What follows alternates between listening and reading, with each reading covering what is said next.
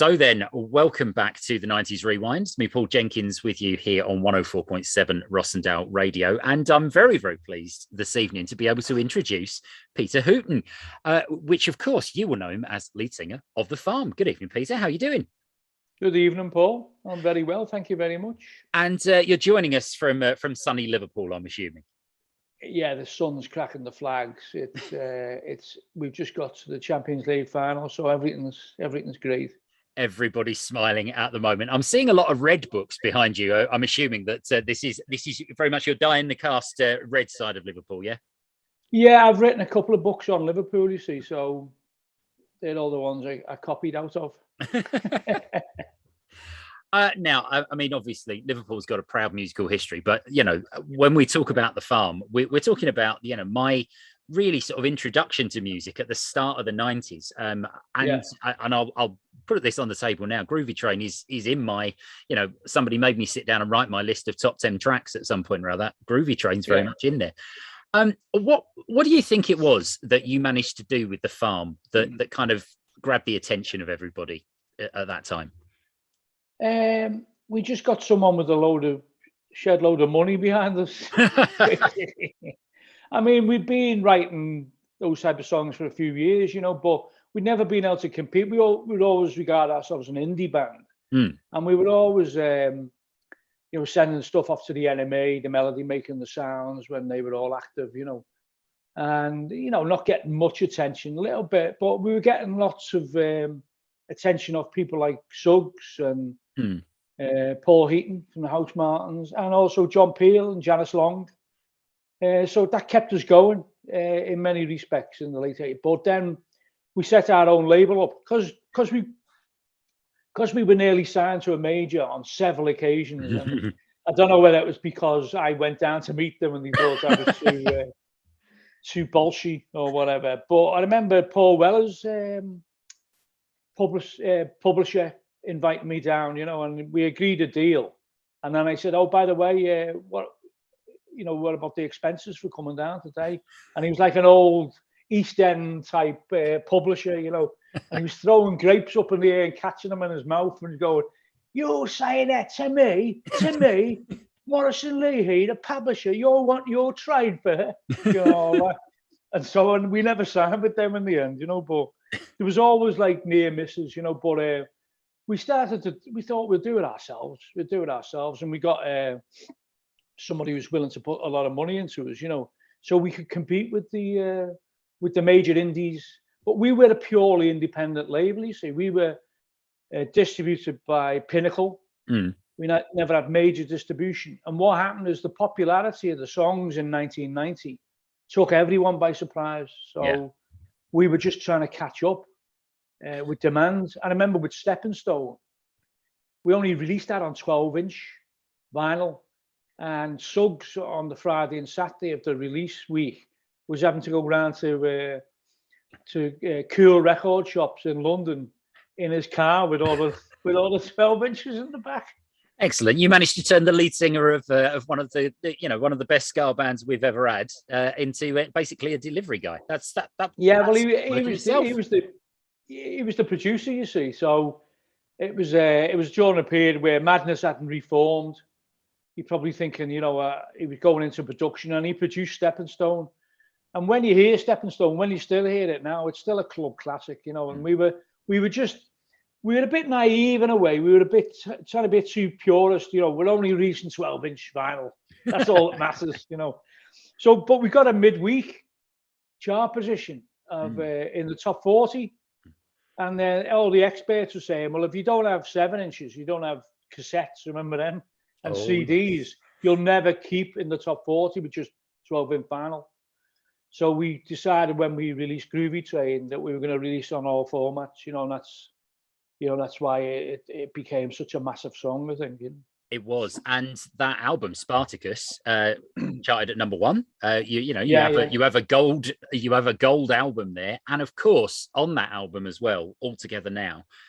which has become synonymous. I think this is, you've got a very kind of niche thing in that this is almost like, you know, a Christmas track, except it's not. This is a remembrance track. Yeah. You know, once every November, you can guarantee somebody on a radio station will be playing All Together Now, which is a very unique kind of thing. Where did the idea come to have a big mainstream popular hit that was going to be about something so important as you know? Well, it was originally a song called No Man's Land, which we'd done for our first John Peel session in the 80s. And it's an anti-war song. It's just that I'd read up about, you know, the Christmas truce, you know, and it wasn't really well publicized in those days.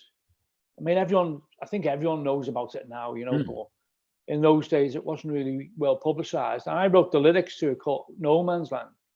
And then Paul McCartney had Pipes of Peace came out. Oh, and I just thought, oh no, he's beating us to it. But I thought that was a bit twee in a way, Pipes of Peace. But, you know, it wasn't until 1990 we went to Ibiza and we were with all the London, the beautiful people from London, the Boys Own crowd and the Flying crowd. Yeah. And it just came to me one day that, you know, the lyrics All Together Now might work.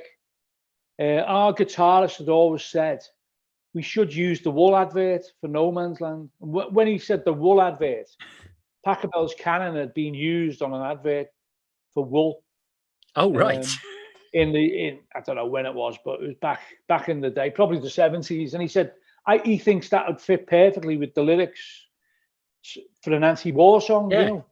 And I'd always dismissed it as thinking, oh, it's too, you know, it's too slow. No Man's Land was a lot faster. It was more like the Jam, you know. And in the end, when we after Stepping Stone, we were looking for ideas, and we tried it because we had the new technology. We'd always admired Big Audio Dynamite. We'd always loved Big Audio, and when they were using samples from spaghetti westerns and using all sorts of different stuff on their tracks, we always wanted to emulate that, but we couldn't really afford the computers at the time. Until we got this mystery benefactor, you know, who's basically one of the Moores, the grandsons of the Moores family from Liverpool. Oh, right. I mean, and that sort of takes us back. We were speaking to Ashley Slater from Freak Power a few weeks back, and he was talking about sort of like, you know, needing to get synthesizers in those days. And, you know, we're not talking about what it is now. We're talking about you need a corner of a room in order to synthesize something. This is what we're talking about. Yeah, well, these were, I mean, it wasn't a massive piece of equipment. It was more like, say, double the size of a video machine. Yeah. But it was a sampler. Yeah. And they were absolutely brilliant. And but they would cost a lot of money. The price obviously came down over the years, you know, but for us to invest in that, because we had a brass section in the 80s, late 80s. And we asked one of the brass section to learn how to use the computer, you know, and that was his job. And he did it. And he ended up working after the farms, you know, went their own ways in the mid-90s. He ended up working for the Happy Mondays. Right. He ended up working for Take That. Oh, right. Know, just doing all their computer stuff, you know. So basically, what we've decided is that you're a facilitator for delivery drivers and IT personnel. This is what's happening. Now we're gonna move on to your song choices for this evening. We opened up with My Bloody Valentine. Now, why was it that track? Sort of, you know, because we were invited to Ibiza in 1990. Which ended up becoming a film on Channel 4 called A Short Film About Chilling. Yeah. Which is probably one of the best Ibiza films, you know, if not the best, you know, absolutely fantastic. But we were invited to that, and lots of groups were invited. And a lot of groups turned it down because there was no payments involved.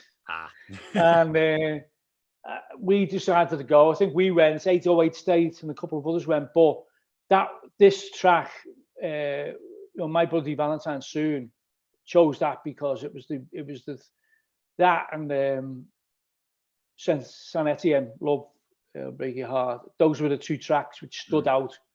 You know, you're in a beat there. You're listening. You're going to Coup Club and Passion and all places like that. And these were the tracks which were like just absolutely biblical. They were absolutely fantastic. I'm surprised you can even remember it by the set from all the other reports I've had. Yeah, well, you know. we were good boys. We'll keep that for the radio. We'll talk about that off air. Now your next choice is a track I'll admit I'd never heard before. I'd heard of Future Sound of London, but I'd never heard Papua New Guinea. What we're going to play it now? What? It's just magnificent.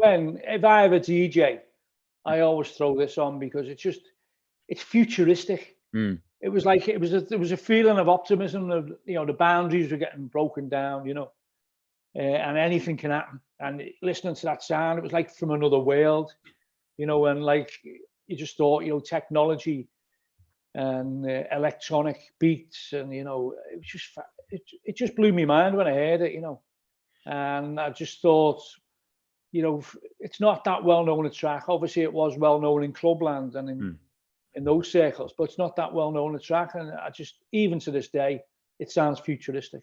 Well, we're going to bring it to the Rossendale Valley and beyond now. This is Future Sound of London, Papua New Guinea.